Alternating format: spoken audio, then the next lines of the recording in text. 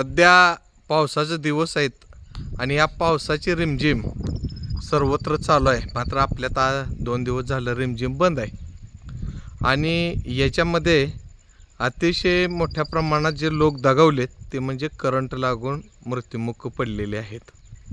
ह्याच्याबद्दलच current लागतो का ह्याच्याबद्दल माहिती देण्यासाठी मी सचिनराव यादव सर्वांना मनपूर्वक जय जिजाऊ. माझ्यासमोर एक इलेक्ट्रिक DP आहे आणि याच्यातून लाईट मोटरकडे जाते आणि घरी जाते लाईट आणि मोटरला जाते आणि इतरही उपक्रमाला लाईट जात असते मित्रांनो.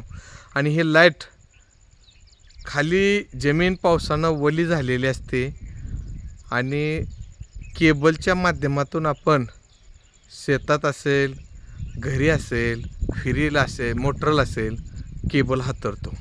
ह्या समोर जे आहेत अशा केबला हाताळल्या जातात आणि बऱ्यापैकी लोक हे केबला जमिनीवर हातरून नेतात आणि ते शॉर्ट सर्किट होतं.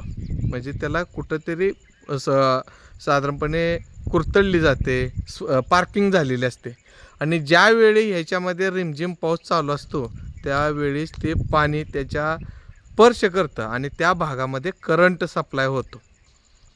आणि ह्याच्यामध्ये काय होतं की प्रामुख्यानं प्रत्येकाच्या घरी पाणी वापरण्यासाठी मोटर आहेत आणि शेतीसाठी बी मोटर आहेत.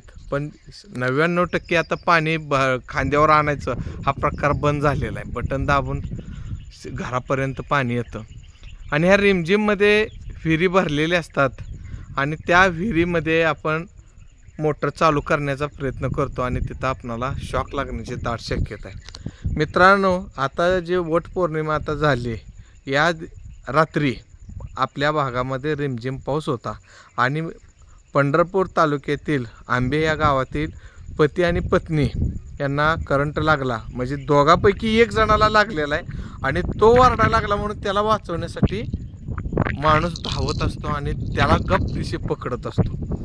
त्याच्यानंतर नाशिक जिल्ह्यामध्ये 2 अपत्यांना करंट लागला. त्याच्यानंतर नगरमध्ये शेतीमध्ये काम करत असताना स्टे असतो, स्टे. आता हे समोर माझ्या स्टे दिसतो, हा स्टे असतो की डांब पडू नये म्हणून असतो. हा असा स्टे आपण कधी करून घ्यायचा नाही. ह्याच्यामध्ये एक मणी असला पाहिजे, कारण का हा लोखंडाला स्पर्श झालेला आणि त्याच्या माध्यमातून जमिनीला करंट येतो. असाच 2 बैलांचा त्याला स्पर्श होतो आणि जाग्याला ते 2 बैल मरतात. मागच्या 4 दिवसापूर्वी बीड जिल्ह्यामध्ये खासदार बाप्पा बजरंग सोनवणे यांनी पोस्ट केली होती की तिथेही 2 युवक करंट लागून मयत झाले. आणि आजचीच बातमी मित्रांनो की सातारा जिल्ह्यामध्ये फलटण तालुक्यामध्ये आई वडील काम करत असताना अचानक करंट लागतो आणि त्याला करंट लागल्यानंतर वरडतात आणि त्यांना वाचवण्यासाठी त्यांची मुलगी आणि मुलगा धावत जातं आणि धरतात. दुर्दैवी घटना तिथं अशी झाली की ते चौघंही एकाच ठिकाणी निधन झालेलं आहे मित्रांनो. आता ह्याच्यावर उपाय काय केलं पाहिजे की असा जो स्टे आहे ह्याला मनी टाकला पाहिजे, ह्याला स्पर्श नाही झाला पाहिजे. आपल्या शेतामध्ये जर आपण जात असतो त्यावेळं आपण प्लॅस्टिकचे बूट घातले पाहिजेत आणि त्या वायरीला कधी हात लावायचा नाही, काठीनं स्पर्श केला पाहिजे. ओल्या काठीनं न स्पर्श करता कोरड्या काठीनं स्पर्श केला पाहिजे. समजा एखाद्या व्यक्तीला जर करंट लागला असेल तर त्याच्या अंगाला स्पर्श करायचा नाही, एखाद्या काठीनं त्याला ढकलून द्यायचा, अगर त्याचा शर्ट पकडून इसका द्यायचा असतो मित्रांनो. अशा जर आपण छोट्या छोट्या गोष्टीचा जर योग्य पद्धतीनं वापर केला तर एकाला करंट लागला तर दुसरा मारणार नाही. पण दुसऱ्यानं जर बुद्धीचं चातुर्य वापरलं आणि त्याच्या शर्टाला अगदी केबलला दगडाने हाणलं तरी तो माणूस वाचू शकतो मित्रांनो. त्याची आपण काळजी घेतली पाहिजे. आणि दुसरी गोष्ट आता तुम्हाला सांगायची म्हणजे ही जी मनी आहे हा मनी कंपल्सरी असला पाहिजे. आता हा मनी नसल्यामुळं डायरेक्ट इथं करंट येऊ शकतो मित्रांनो.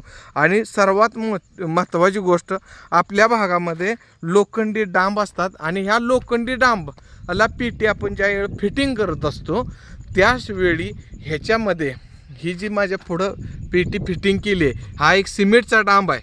पण ह्यालासुद्धा करंट सप्लाय होऊ शकतो. कधी होऊ शकतो तर त्याच्यामध्ये वरून जर पाणी येत असेल तर पाणी ह्याच्यात सप्लाय होतो.